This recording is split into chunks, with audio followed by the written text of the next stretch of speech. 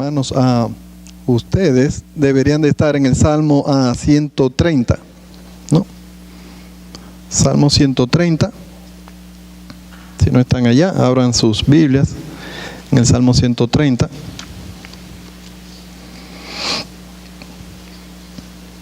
Para empezar la meditación de la palabra de este día, si pueden, cuando salgan, si ya salieron todos, si pueden cerrar la puerta. Diego, ¿puedes cerrar la puerta, por favor?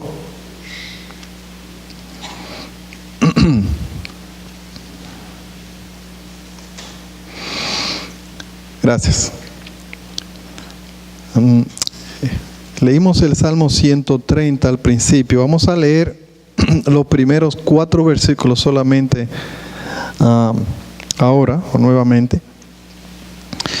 ¿Por qué no lo leen conmigo en voz alta una vez más? Pero ahora solamente los 4 primeros versículos, del 1 al 4. Salmo 130 dice: de lo profundo, oh Jehová, a ti clamo. Señor, oye mi voz. Estén atentos tus oídos a la voz de mi súplica. Jehová, mírame, si mirares a los pecados, ¿quién, oh Señor, podrá mantenerse? Pero en ti hay perdón para que seas reverenciado. Oremos, hermanos. Padre Santo, te damos gracias porque en ti hay perdón, porque en ti hay perdón, Señor. Te suplicamos ahora, como dice el Salmo 130, que tus oídos estén atentos, que incline tu rostro, que nos bendiga, que nos sonría a nosotros en este día, Padre, edificándonos, fortaleciéndonos a través de la palabra, a través de las Escrituras. Padre, danos entendimiento, danos discernimiento, danos sabiduría divina para poder entender, para poder comprender las Escrituras, tu verdad, Padre. Sin la obra de tu Espíritu, si el Espíritu tuyo, el Espíritu Santo no nos bendice, no nos ilumina, en realidad no vamos a adquirir el beneficio necesario para nuestras almas. Es por ello, Señor, que te suplicamos que tú hagas esta obra que ningún hombre puede hacer. Nuestras necesidades aquí en este grupo son muchas. Padre, tú las conoces todas, pero tú eres el Dios que todo lo puede. Tú eres el Dios que para ti nada es imposible.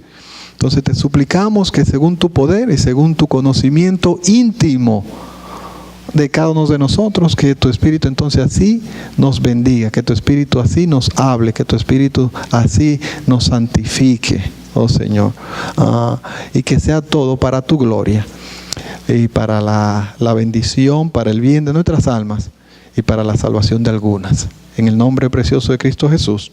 Amén. Hermanos, el Salmo 130 es uno de los salmos míos favoritos. El Salmo 130 es uno de los 7, en realidad, salmos penitenciales en el sentido de que muestran este sentimiento, ¿no? De haber ofendido a Dios, si usted no sabe, hay 7 salmos, como le dije. Le digo cuáles son los 7, ¿no? Salmo 130 es uno, pero el primero es el Salmo 6. El próximo es el 32. La mayoría de nosotros no conocemos el 32. Y el 51, el cual es otro. Pero también el 38 es un salmo penitencial. El Salmo 102 y el Salmo 143. Ahí están los 7 salmos, ¿no? Que demuestran o que manifiestan este sentimiento de dolor por haber ofendido, ¿no? Por haber ofendido a Dios. Así que eso es lo que vamos a ver en este día, ¿no? Este salmo penitencial, el Salmo 130. Para muchos de los padres de la iglesia, si le podríamos llamar así, este es uno de los salmos, de los salmos favoritos, favoritos de ellos, de muchos de ellos. Vale la pena mencionar que en este salmo, el que se está arrepintiendo es un creyente, es el salmista que se está arrepintiendo. ¿De acuerdo? Es el salmista que se está arrepintiendo, ¿no? Es un creyente, entonces. O sea que podríamos decir que eso es una confesión, un arrepentimiento de un creyente que ha caído en pecado. ¿Ok? Que ha caído en pecado. No es uno que se está arrepintiendo por primera vez. Habiendo dicho esto, vale la pena mencionar que en un arrepentimiento genuino, un arrepentimiento bíblico, ya sea por primera vez, ya sea de un no creyente que se arrepiente por primera vez para salvación, o de un creyente, ¿no? que se está confesando y arrepintiéndose de sus pecados, ya sea por segunda, tercera, 100, 200, no importa, veces o veces. Hay elementos comunes en ambos, ¿no? Hay elementos comunes en ambos. Los mismos elementos esenciales, o los elementos esenciales del arrepentimiento están en ambos, ya sea en uno para salvación, o en un incrédulo para salvación, o en un inconverso, no, para comunión, para volver a tener comunión íntima con el Señor. Ahora tenemos que tener cuidados con las experiencias de arrepentimiento. Las experiencias de arrepentimiento. Las experiencias de arrepentimiento son muchas, ¿no? Son diferentes. A veces, por ejemplo, pueden ser rápida o inmediata y dramática, como por ejemplo, como la de Pablo. Usted quiere una conversión, un arrepentimiento inmediato y drástico, mira el arrepentimiento de Pablo. Pero a veces, como el de Lidia, ¿no? En Hechos 17, si la memoria no me falla, las escrituras dicen que Dios le hizo estar atento el corazón de Lidia para poner atención y entender lo que Pablo estaba predicando. Y ella se convirtió, ¿no? A veces, por ejemplo, no recordamos del día en que nos arrepentimos, ¿no? A veces nos recordamos del día, a veces no, porque a veces es un proceso lento y largo. Por ejemplo, a algunos de nosotros, ¿no? que no hemos criado o que se han criado en hogares cristianos, ¿no? Pueden ser una conversión, un arrepentimiento lento, ¿no? Y largo, y a veces no pueden necesariamente decir el día de su conversión o de su arrepentimiento, ¿no? Otros tampoco como ellos, pues, por ejemplo, ¿no? Pero no necesariamente niños o jóvenes, lo único que pueden decir es, bueno, yo no sé cómo pasó exactamente o cuándo pasó, pero una cosa sé, que fui ciego, mas hoy miro yo, ¿no? Y eso sí lo podemos decir todos, ¿no? Que fui ciego, mas hoy miro yo, ¿no? El punto es que tenemos que tener cuidado con las experiencias de arrepentimiento porque pueden ser muy diferentes. Entonces no podemos coger, por ejemplo, mi experiencia, una experiencia tal vez no dramática, ¿no? Y ponerla como aquella que deben de ser todas las demás, ¿no? Por estándar, ¿no? Si tu arrepentimiento no fue con 5 libras de lágrimas como el mío, no es un arrepentimiento bíblico. Si tú no te puedes recordar del día, no fue un arrepentimiento bíblico, etcétera, etcétera, etcétera. O sea, tenemos que tener cuidado con las experiencias de arrepentimiento porque pueden ser muy diferentes, muy diferentes. Habiendo dicho eso, una cosa sí quiero tener claro con ustedes es que una conversión, o sea, este nuevo nacimiento, ¿no? Que toma lugar mediante un verdadero arrepentimiento es algo concreto y real. Diferente, pero algo concreto y real. Segunda de Corintios capítulo 13, versículo 5, nos dice, nos manda a nosotros, nos exhorta a nosotros a examinarnos. Dice, examinaos a vosotros mismos, a ver si están en la fe, ¿no? Examinaos, ¿no? Sí, ¿por qué las Escrituras nos mandan o nos exhortan a examinarnos, a escudriñarnos, a ver si estamos en la fe? Si no es algo concreto, si no es algo que se puede ver, si no es algo que se puede identificar o dar evidencia de, ¿cómo las Escrituras entonces nos van a exhortar o nos van a mandar a nosotros a examinarnos? No podríamos examinarnos. Si algo abstracto, no podríamos examinarnos. Pero un arrepentimiento genuino es algo concreto y real. Diferente, pero real, ¿no? Ahora bien, hoy vamos a ver, por cierto, si está tomando nota, puede escribir el título, ¿no? del mensaje, convicción de pecado.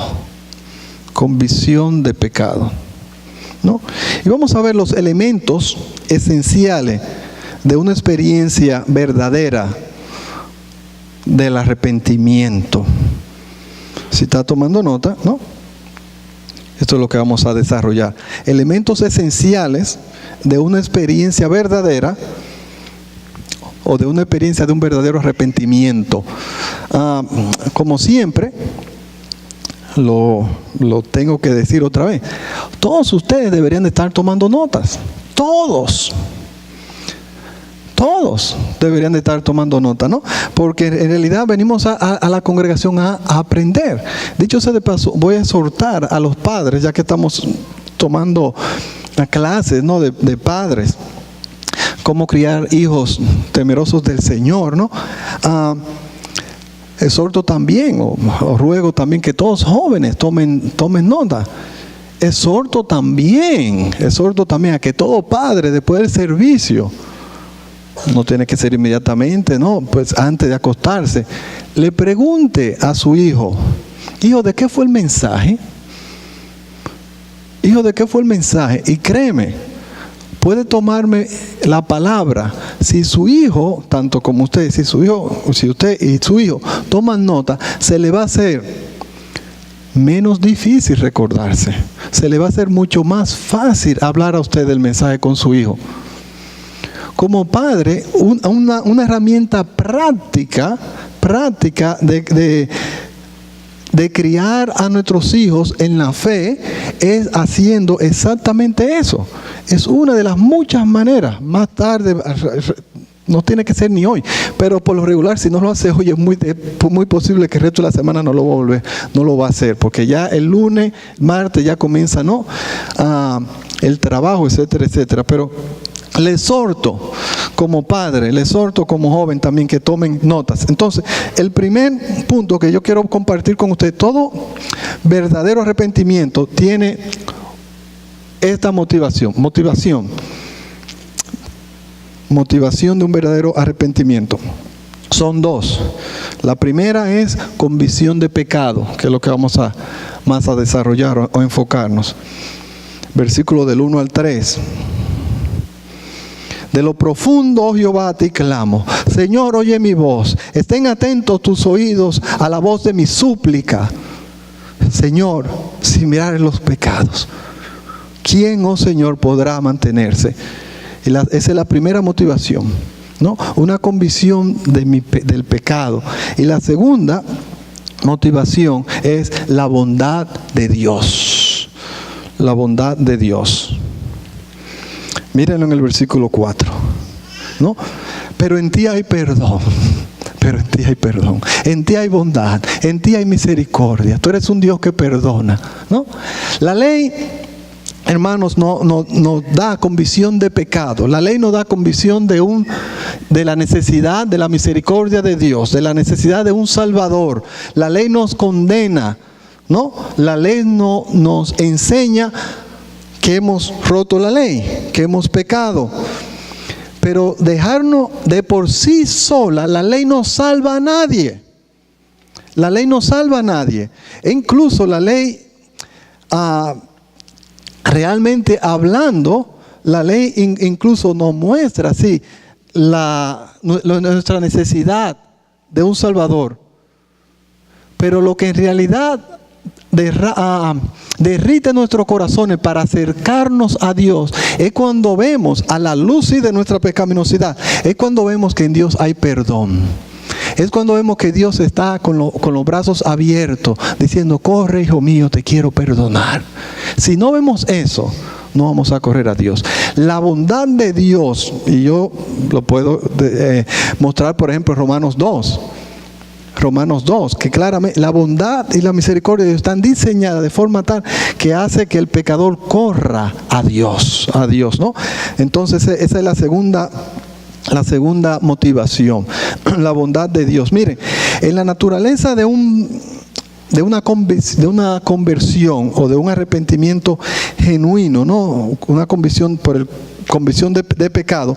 En el catecismo de Westminster, hay algunos, cuando ustedes escuchan, por ejemplo, catecismo, tal vez como yo con trasfondo católico,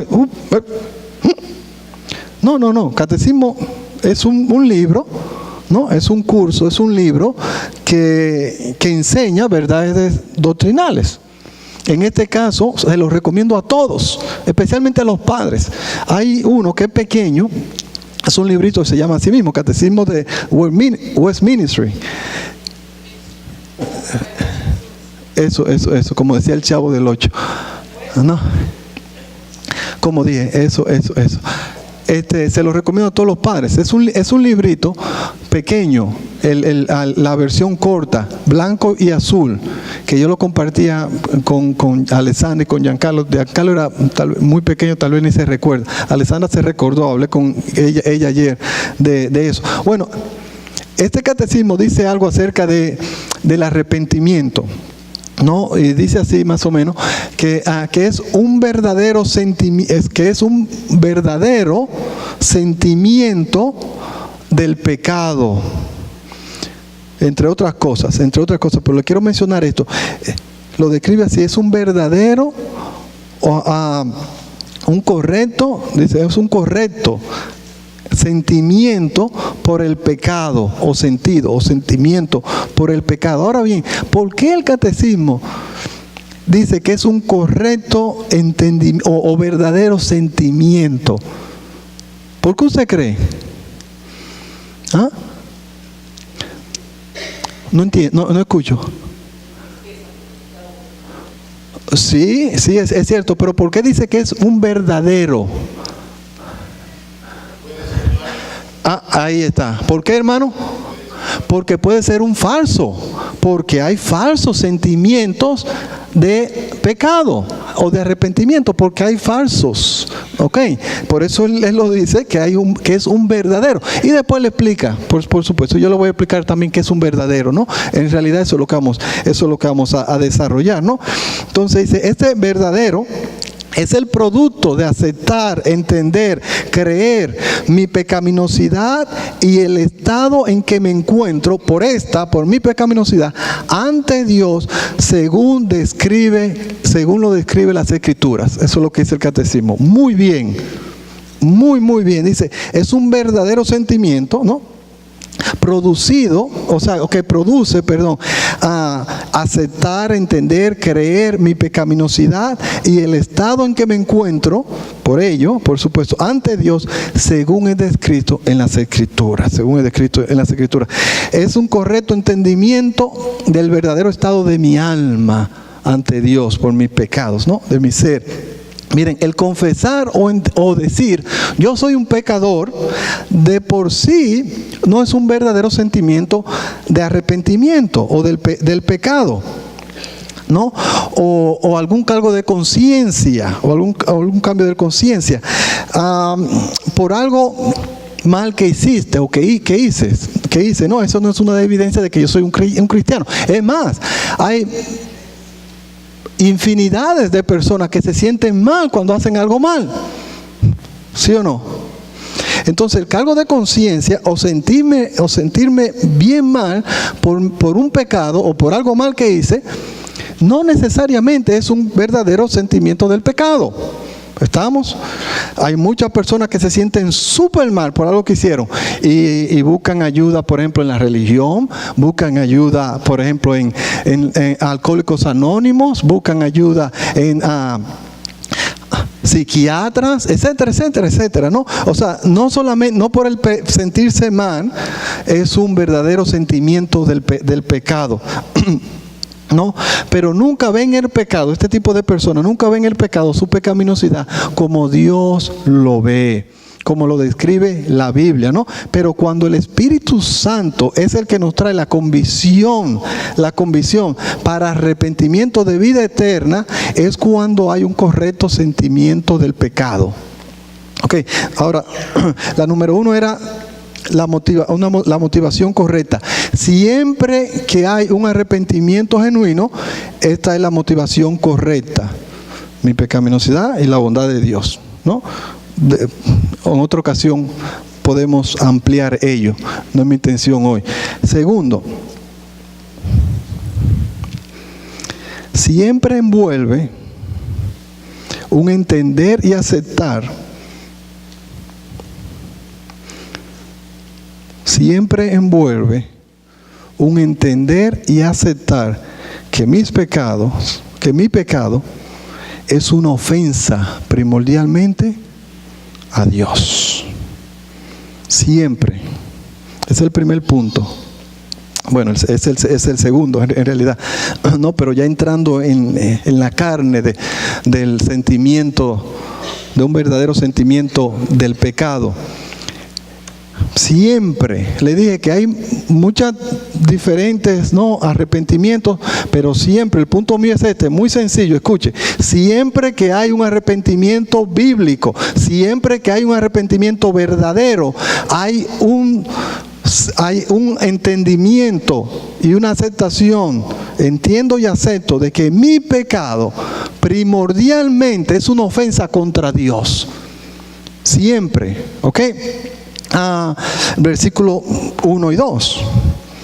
De lo profundo, Jehová, a ti clamo. Señor, oye mi voz. Estén atentos tus oídos a la voz de mis súplicas, Señor, si mirares los pecados. Si tú miras y pones atención especial a mi pecado, ¿quién podrá mantenerse? ¿No? Porque ustedes ven un sentimiento aquí verdadero de arrepentimiento. Él entendía que primordialmente su pecado era contra el Señor. Y porque era contra el Señor, él dice: Señor, atiende mi súplica. ¿Mi súplica de qué? De arrepentimiento. De arrepentimiento, por supuesto, ¿no? Cuando el Espíritu Santo entonces te convence de pecado, existe ese sentimiento de temor, de vergüenza, de culpa por la ofensa de mi pecado hacia Dios, el cual es santo, justo y bueno. ¿Entiende? Pregunto, ¿ha sido esta tu experiencia?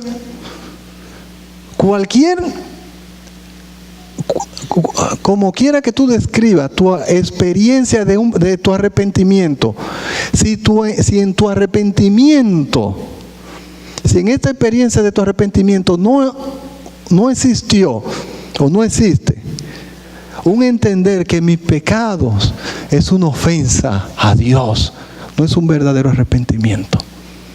No es un verdadero arrepentimiento. El caso ¿cómo le puedo decir? Clásico es el de David, ¿no? Cuando es confrontado por su gran pecado que comete en contra de Betsabé y Urías. Toma a Betsabé, se acuesta con ella, no era su mujer, era la mujer de Urías, y más tarde manda a matar ¿a quién? A su esposo, a Urías, hasta que Natán lo confronta. Y pregunto, ¿qué fue lo que quebrantó el corazón de David y lo llevó a tener un verdadero sentimiento de arrepentimiento? Recuérdense, les recuerdo que David se sentía súper mal por el pecado. Según el Salmo 52, para no equivocarme, el Salmo 32, ya me estaba equivocando, el 32, aunque el 51 también lo describe, pero en el Salmo 32, no tienen que ir allá, El versículo 3 dice, mientras callé se envejecieron mis huesos en mi gemir todo el día. Todo el día, ¿no? Y si usted lee, por ejemplo, el 4 y el 6, ¿no? Él se sentía mal por el pecado. Re mal. Pero no se había arrepentido. No era un sentimiento verdadero por el pecado. No fue hasta que Natán lo confrontó. ¿Y cómo se manifestó este verdadero sentimiento de pecado? Con David. ¿Qué dijo David a Natán? Dijo David a Natán, 2 de Samuel, capítulo 12, versículo 23. Entonces dijo David a Natán, pequé contra Jehová. Pequé contra Jehová. Mi mal no fue en contra primordialmente de Betsabé, ni de Urías, ni de Israel, ni de la sociedad. Fue en contra, mi maldad fue en contra de Jehová. Mi pecado fue una ofensa primordialmente, sobre todas las cosas, al Señor, a Jehová, a Dios, ¿no? Y ese es un verdadero, tiene que formar parte, ¿no?, esencial de un verdadero arrepentimiento o sentimiento del pecado, ¿no? Pero cuando se arrepintió, él confesó. Y su manifestación de dolor no fue, ¿qué pasó ahora con mi reputación? Se fue al pique, como dicen algunos por ahí, ¿no? Mi reputación como creyente, como rey de Israel, se dañó. No, esa no fue su confesión. O ni siquiera, por ejemplo, yo escribí el mal contra Urías. Lo mató. Usted dice, no, lo mandó. Es lo mismo. Es lo mismo. Él fue el culpable. Cuando él confesó, él no confesé, maté a Urías. Él no confesó ni siquiera diciendo, ¿cómo yo pude haber hecho semejante cosa? No es ni siquiera ¿cómo pude haber hecho tal semejante cosa? Sino ¿cómo pude haber hecho tal semejante cosa? Contra Jehová. Contra Jehová. Contra Dios. Tus pecados y mis pecados primordialmente, hermanos, es una ofensa, es una cachatada contra Jehová. ¿Puedo yo pecar contra Chago? Sí, por supuesto que sí. ¿Puedo ofender yo a Chago? Por supuesto que sí. Pero mi ofensa a Chago, cuando hay un verdadero sentimiento de arrepentimiento, o sea, cuando hay un verdadero arrepentimiento, siempre siempre, ¿no? Es caracterizado, ¿por qué? Porque yo estoy consciente. Yo estoy consciente que la falta de respeto que yo cometí en contra de Chago fue un pecado en contra de mi Señor.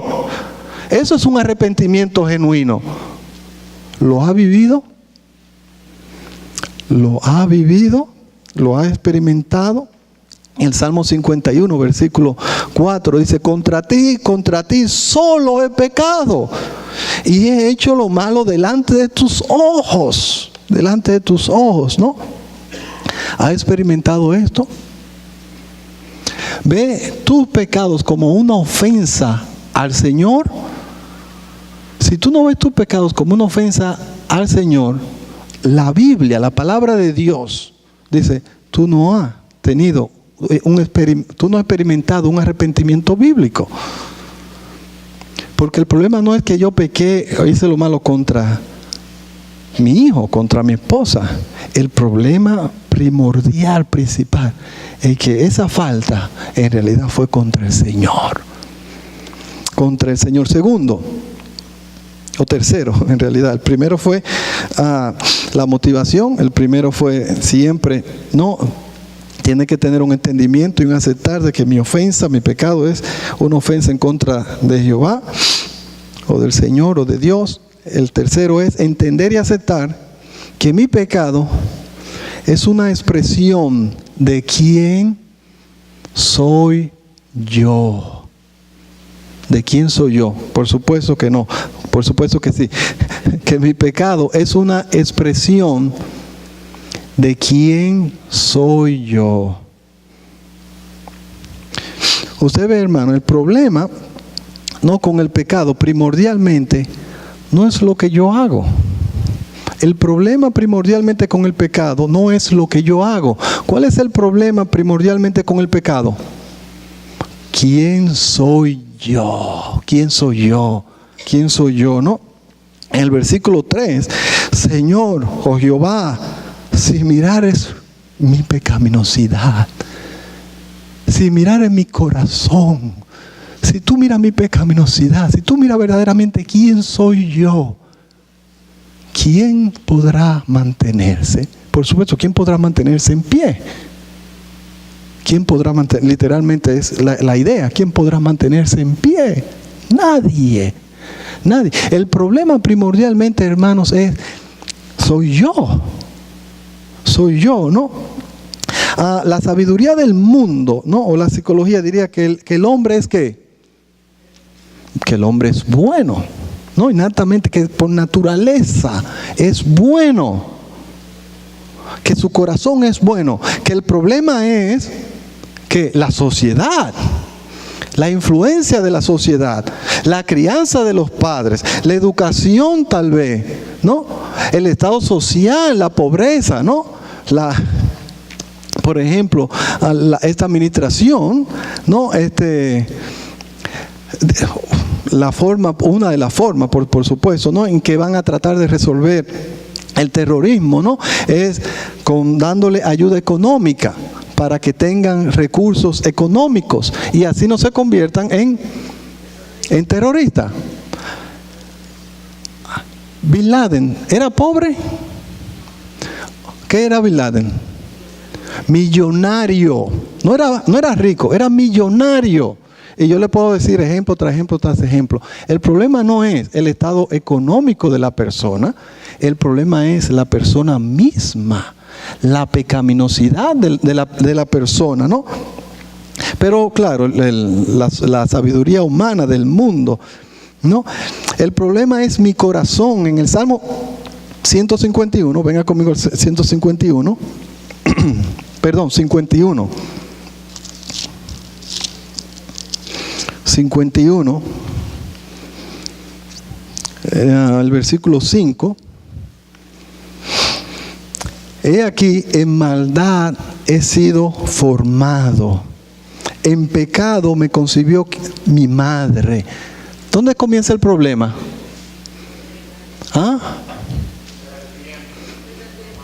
Desde el momento, en que tú eres concebido. No, siempre. El problema no fue que después más tarde la sociedad lo dañó. Pregunto, aparte, esto es algo tan que siempre menciona. El problema es la sociedad. ¿Quién forma la sociedad? Nosotros. No son los edificios, no son los carros, somos nosotros, la familia. Entonces, ¿quién corrompe a quién? Dice, no, pero es la sociedad corrompe a la persona porque la persona es buena. Pero la sociedad son las personas. Están tontos, ¿no? Miren, miren el versículo 6. He aquí, tú amas la verdad en lo íntimo, pero el problema fue que yo fui concebido en pecado. Y en lo íntimo, en el corazón, tú amas la verdad, pero no está allí. Miren el versículo 7. Purifícame con hisopo y seré limpio. Lávame y seré más blanco que la nieve. Mira el versículo 10. Crea en mí, oh Dios, un corazón limpio y renueva un espíritu recto dentro de mí. El problema es mi pecaminosidad. El problema no es la forma en que me criaron ni nada por el estilo. Ojo. Yo no estoy diciendo que la forma en que te criaron, tu estado social, o etcétera, o tus amistades, no influyen para nada en el carácter moral tuyo. Por supuesto que sí. La misma Biblia dice, no erréis, las malas conversaciones corrompen las buenas costumbres. Leen Proverbios, ¿no? De cuidarnos, ¿no? De andar con los malos. ¿Por qué? porque hay influencia en ello. Eso no es lo que yo estoy enseñando. Alguna persona diría, tú ves, por eso es que yo no quiero ser tan religioso. Porque mira lo que Juan Carlos está diciendo. Está diciendo que en realidad que la sociedad o el estado social o la educación no trae ninguna influencia. Eso no es lo que yo estoy diciendo. Pero hay personas que escuchan esto y cogen esto nada más, ¿no? Y dicen, no, tú ves, por eso yo no creo así tan al pie de la letra lo que la Escritura dice. Por eso yo me mantengo entre... ¿sabe qué? Si tú estás tomando esa posición, tú estás lleno de arrogancia. ¿Por qué? Porque lo que tú estás tomando, tú te estás poniendo en una posición, está literalmente, aunque no lo diga, le está diciendo, yo sé más que Dios, yo soy más sabio que Dios, yo conozco al hombre más que Dios. Dios está equivocado, Dios tiene parte de la verdad, pero la verdad completa la tengo yo. Y hay cierto temor en cierta persona de darse por completo a aceptar que lo que tenemos aquí es palabra de Dios. ¿No? Miren, en Juan 3, versículo 3, no tienen que ir allá, Nicodemo, ¿qué le dice? Nicodemo va de noche donde el Señor, ¿no? Y el Señor de repente le dice, Nicodemo, de cierto te digo, que si tú no naces de nuevo, no puedes ver el reino de los cielos. Punto. Si tú no naces de nuevo, ¿por qué? Porque el problema está dentro de la persona. La persona necesita nacer de nuevo. ¿Me entienden? Y cuando una persona tiene un verdadero sentimiento de pecado, no le echa la culpa a los padres, ni a la sociedad, ni al amiguito, ni a nada. No se autojustifica. Entiende y acepta. Yo pequé contra Jehová, fue mi culpa. Mi corazón está podrido. Si tú no lo cambias, no hay esperanza. Yo pequé contra ti, fui yo que tomé la decisión voluntaria de pecar contra Jehová. Mientras tanto, usted no tiene una experiencia real de arrepentimiento, un sentimiento real de arrepentimiento por obligación, hermano, bíblicamente hablando, entiende, yo pequé contra Jehová. Yo necesito la conversión. Yo necesito nacer de nuevo. Yo necesito un cambio de corazón. Por eso las Escrituras hablan en estos términos. Que la salvación es un nacer de nuevo. Que la conversión es un cambiar de naturaleza. Es un cambio de naturaleza. Que la conversión es una conversión. Que la conversión es una regeneración. Que la conversión es un cambio de corazón, porque el problema está ahí, el problema está aquí, ¿no? Por ejemplo, en Romanos 6, ¿no? Versículo 18, bueno, venga conmigo ya que yo voy allá, ¿no? Romanos 6, versículo 18, 6, 18.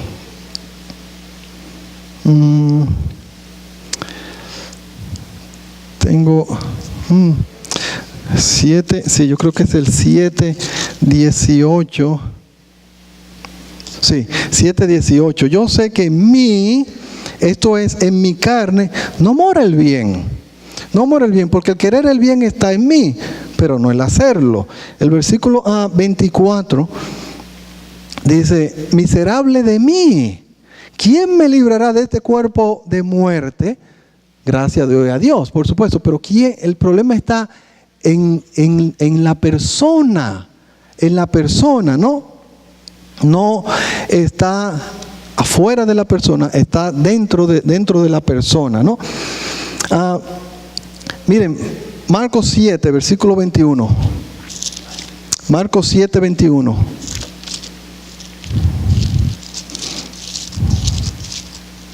Oh. 7:21.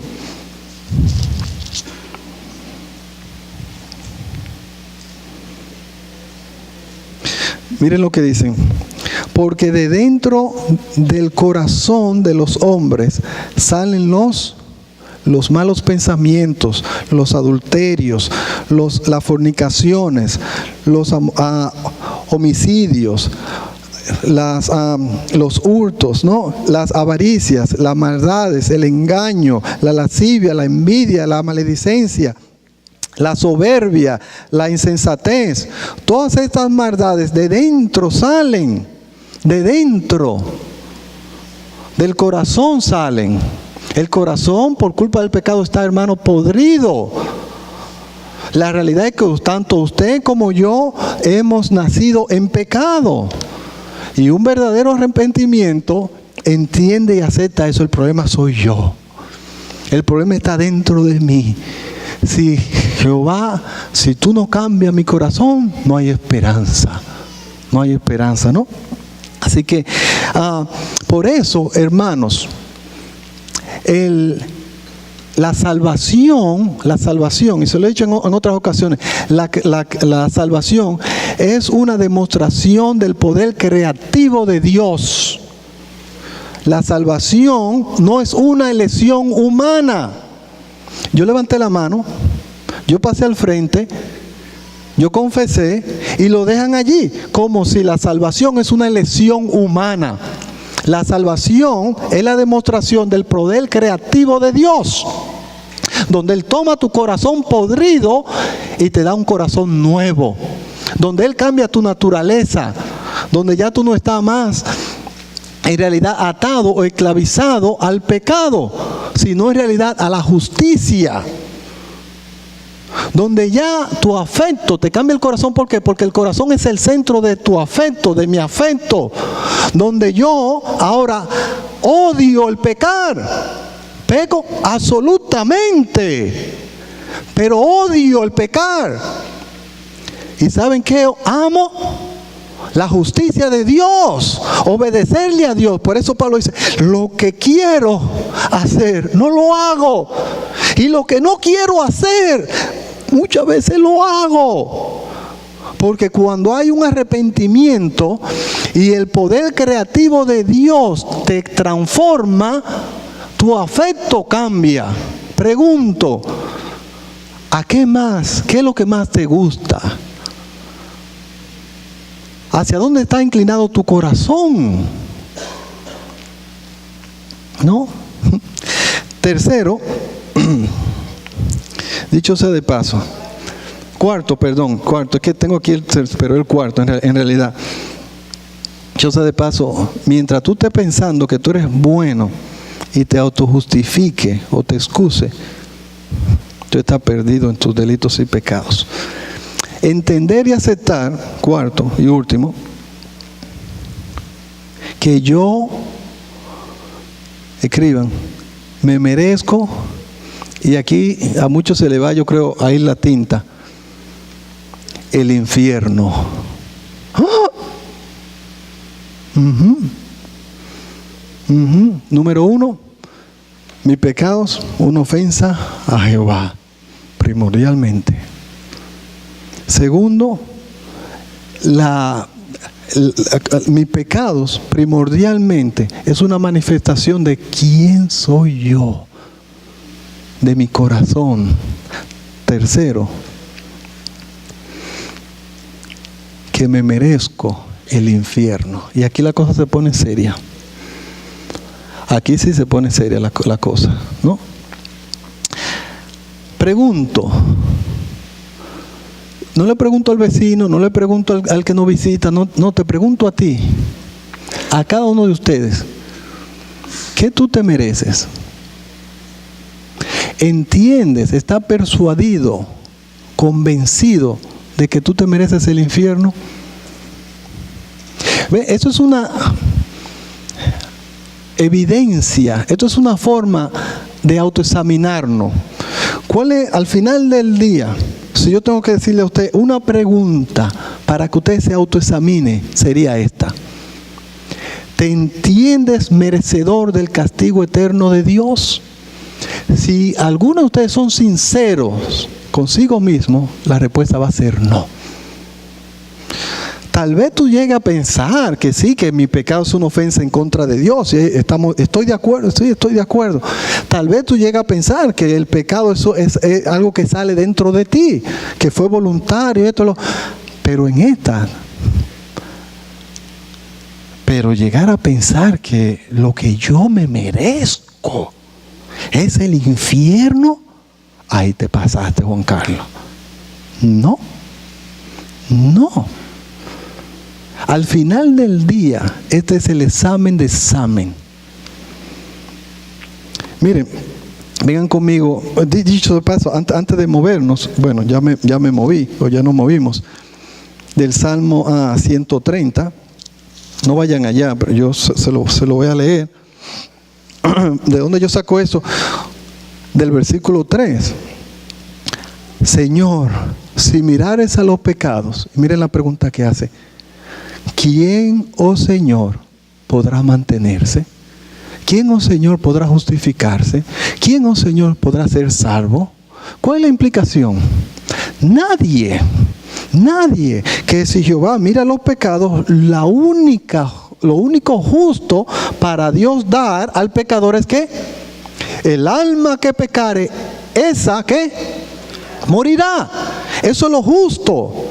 Eso es lo que se merece. Eso es lo que yo me merezco. Morir infinitamente apartado, separado de Dios. Tal vez hasta ahora tú te creías un verdadero creyente y tal vez tú nunca habías aceptado esta realidad. Que lo único que yo y tú merecemos ante Dios por causa de nuestros pecados es el infierno. Lo único.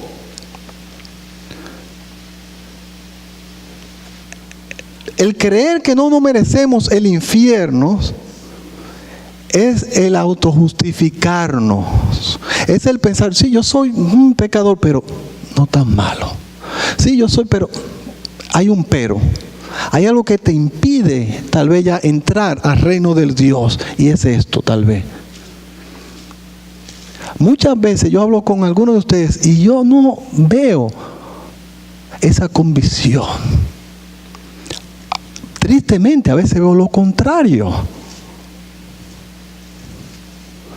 Hablaba con Alessandra ayer del mensaje y ella me dice, papi, yo me creía buena, yo me creía cristiana, yo me creía moral, yo me creía una niña obediente, una estudiante buena.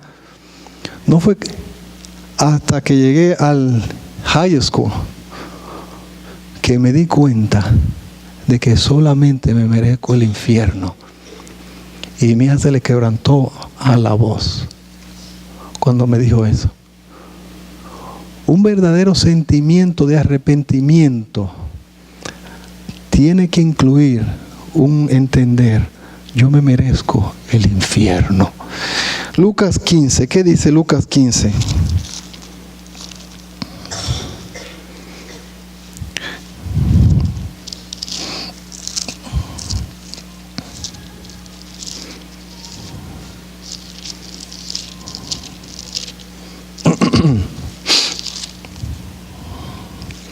No, aquí ustedes tienen una ilustración de un verdadero arrepentimiento, de un arrepentimiento bíblico, ¿no?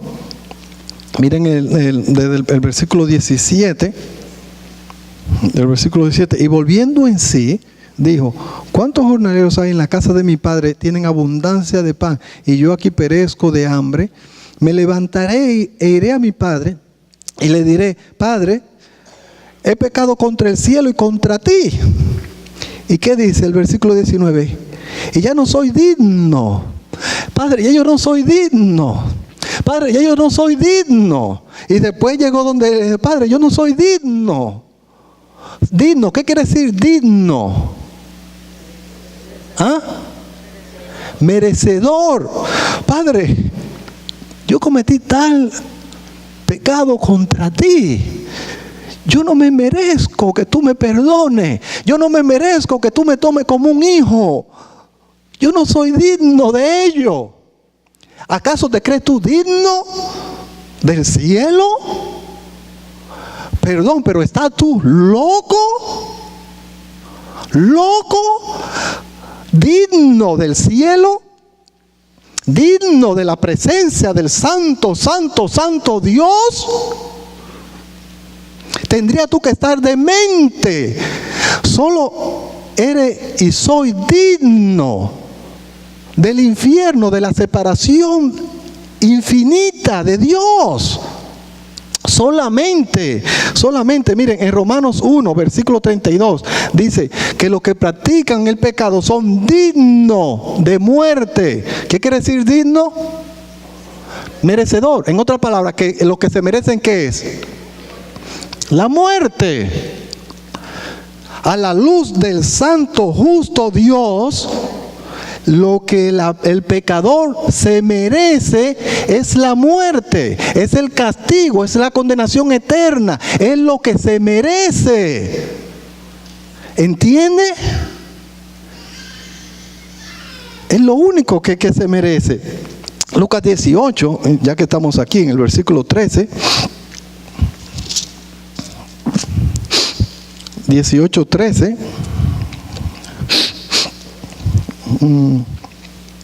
Mas el publicano, estando lejos, no quería aún ni alzar los ojos al cielo, sino que se golpeaba el pecho diciendo: Dios mío, sé propicio de mí, pecador.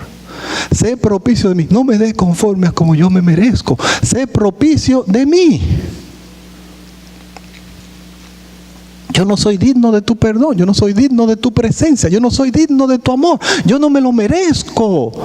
Yo lo único que me merezco, por más duro que nos suene, la palabra de Dios, una y otra vez, nos dice: te mereces el infierno, te mereces el castigo. Es por ello que la salvación es de gracia. Es por ello que la salvación es de misericordia. ¿Me entienden? Porque no es lo que nos merecemos. No es lo que nos merecemos, ¿no? Y por último, y ya como aplicación en el versículo, en el Salmo 130, miren cómo dice el versículo 4.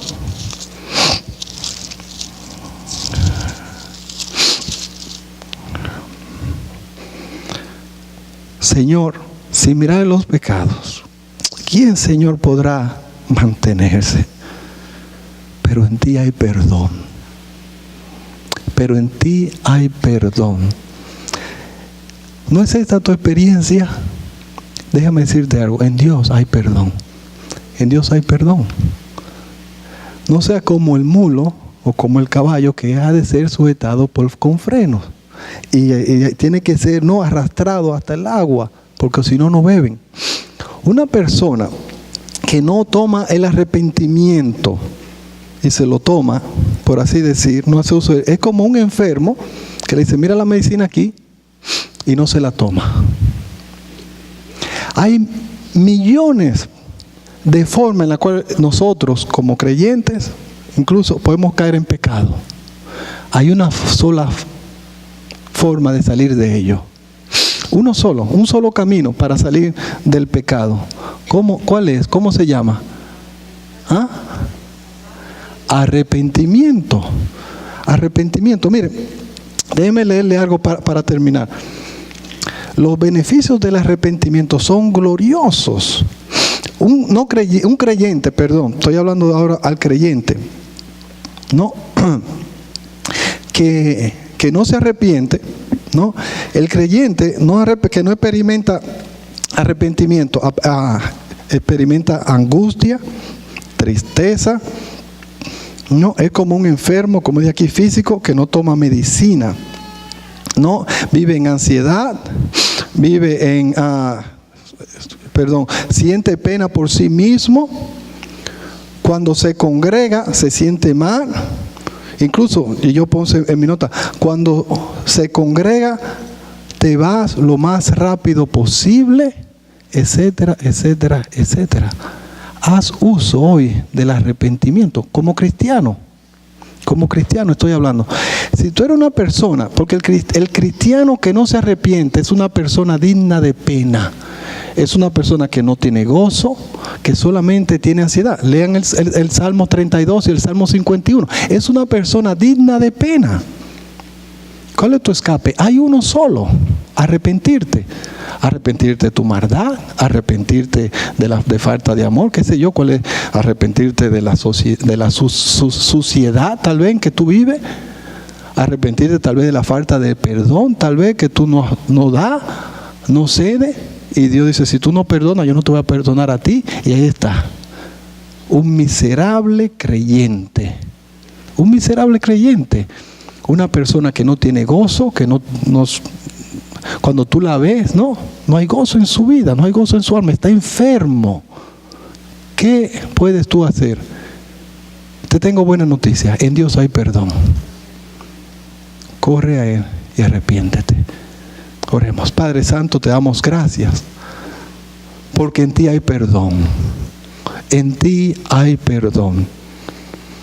Para los inconversos, tu palabra dice: ¿quiero yo la muerte del impío? No. Si se arrepiente, si se vuelve, no vivirá. Por supuesto que sí. ¿Quiero yo la muerte del impío? Sino que se convierta, que se vuelva y vivirá. Oh Señor, por tu Espíritu, que personas se puedan arrepentir en este día. Que puedan estar conscientes de que nunca vieron su pecaminosidad como una ofensa al santo, santo, santo Dios.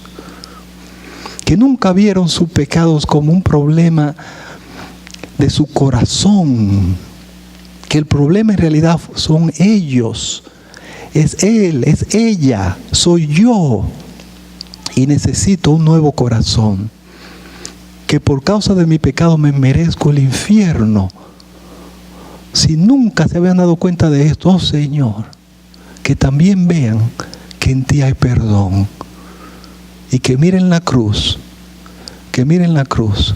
y que corran al Salvador en la cruz.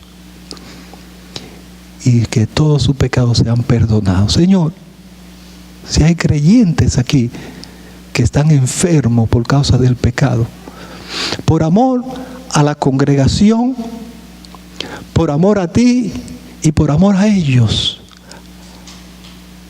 dale el don de arrepentimiento, que hoy se arrepientan. En el nombre de Cristo Jesús. Amén.